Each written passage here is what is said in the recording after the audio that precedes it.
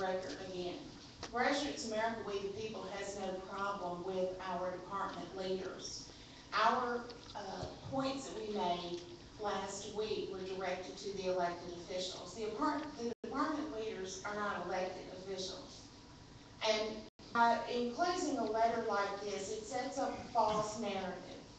The false narrative is that Grassroots America, We the People, has some kind of beef with the employees. That's simply not true. And that has been used in county government in the past. And I would just say this, it is not a path you want to go back down. We don't have a problem with the department leaders. What we're asking you to do is whenever you move forward with these business plans is to have a public discussion of the business plans.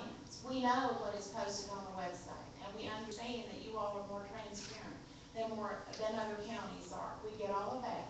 We're talking about a discussion of the long-range planning that goes into business plans that should feed into the goals, the stated and written goals of the Commissioners Court for a budget year.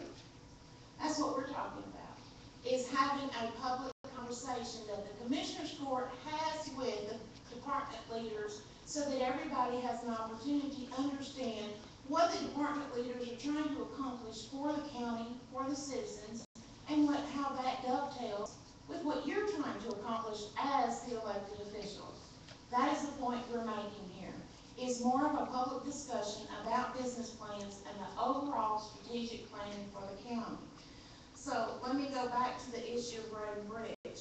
The road and bridge department, that is the public record is replete with conversations we've had with you all about the road and bridge department and the overall plan for a written, long-range strategic plan for rural transportation as it applies to the growth in the county and how the roads desperately need to be upgraded.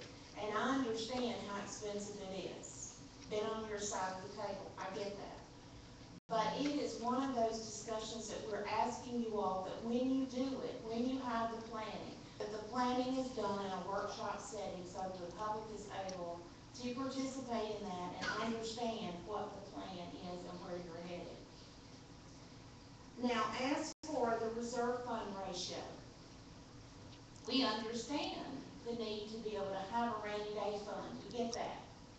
However, without a written policy in place before you have a 59% increase in a reserve fund ratio, sends up a red flag to the public when they don't understand what you're doing. We are simply asking you to let the business planning and the policies drive what you do instead of the other way around. That's all we're asking. It's a reasonable request that you all would have a conversation, a public conversation in this Commissioners Court about the need to increase what your policy already dictates, and to have deliberations, and have the reasoning why you intend and you need to do this before it pops up in a budget. That's all we're asking, is that there be plenty of public discussion by this body. That's the only way people know what's on your minds, is if you say it out loud in a public meeting. That's all we're saying for it.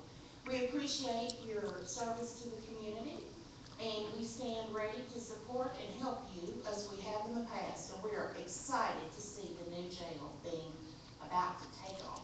Thank you. Thank you.